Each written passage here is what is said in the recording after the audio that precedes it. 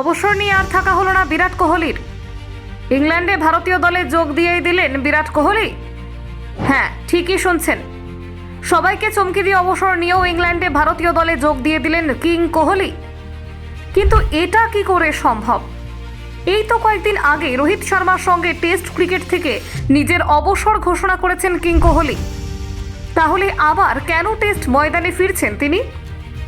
এই খবর কি আদতেই সত্যি? তবে কি ক্ষোভের জেরেই নিজের অবসর ঘোষণা করেছিলেন বিরাট?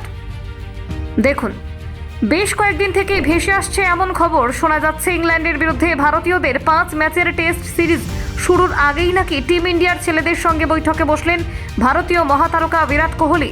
কিন্তু অবসরের পরেও কেন হঠাৎ টেস্ট দলের সঙ্গে যোগ দিলেন বিরাট? প্রশ্ন উঠছে নানা মহলে।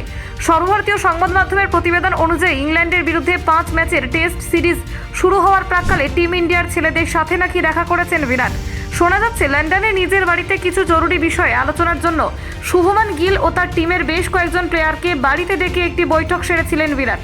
সূত্রের খবর, এদিন শুভমান গিল সহ অধিনায়ক ঋষভ পান্ত, মোহাম্মদ সিরাজ সহ একাধিক তরুণ ক্রিকেটারকে নিজের বাড়িতে আমন্ত্রণ জানিয়ে আসন্ন টেস্ট ম্যাচগুলির জন্য বেশ কিছু গুরুত্বপূর্ণ টিপস দেন রাজা কোহলি। জানা যাচ্ছে এদিন টিম ইন্ডিয়ার ছেলেদের সঙ্গে অন্তত 2 ঘন্টা বৈঠক করেছিলেন বিরাট, আর সেখানে নিজের টেস্ট অভিজ্ঞতা এবং কৌশল বাকিদের সঙ্গে ভাগ করে নিয়েছিলেন ভারতীয় মহাতারকা।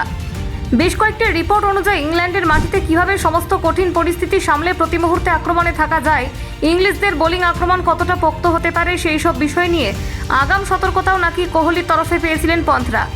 সূত্রের খবর, ইংল্যান্ডের বিরুদ্ধে টেস্ট সিরিজের কঠিন ম্যাচগুলিতে ছেলেদের কৌশল বাতলে দেওয়ার পাশাপাশি নাকি একজোট হয়ে খেলার পরামর্শ দিয়েছেন রোহিতের সতীর্থ। ইংলিশদের বিরুদ্ধে টেস্ট সিরিজের প্রথম ম্যাচের জন্য ইতিমধ্যে লিডসের হেডিংলেতে প্রস্তুতি শুরু করে দিয়েছে ভারতীয় ক্রিকেট দল। বিরাট রোহিতদের ছাড়া ইংল্যান্ডের বিরুদ্ধে লড়াইটা যে কঠিন হবে তা অনেক আগে থেকেই জানেন অধিনায়ক শুভমান। তবে সেই পথটা যতটা মসৃণ করা যায় সেই চেষ্টাই হয়তো করছেন ভারতীয় টেস্ট দলের প্রথমবার গুরু দায়িত্ব পাওয়া ক্রিকেটার। প্রসঙ্গত উল্লেখ্য, ক্রিকেটে নিজের জাত চেনানোর পর এবার বোলিং জগতেও পা রাখলেন বিরাট কোহলি। ইতিমধ্যে ওয়ার্ল্ড বোলিং লিগের অন্যতম প্রধান ইনভেস্টর হয়ে উঠেছেন কোহলি। কিন্তু কেন? জানা গিয়েছে এই খেলার প্রতি একেবারে ছোট থেকেই ঝোঁক ছিল বিরাটের।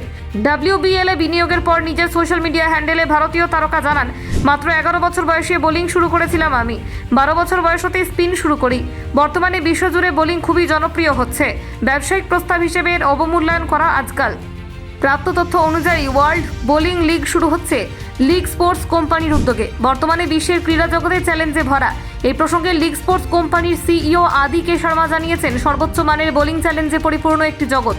বিরাট কোহলি বোলিং করতে পারেন জেনেই তাকে যুক্ত করা হয়েছে। ওর খেলাধুলার প্রতি বিশেষ আগ্রহ রয়েছে অনেক আগে থেকেই। আমরা সেই সব আগ্রহকে কাজে লাগাতে চাইছি। আগামী দিনে এই বিশেষ অংশীদারিত্ব বিশ্ব দরবারে বড় কিছু তুলে ধরবে বলেই আশাবাদী এই সংস্থার প্রধান। Bureau report, news prime Times.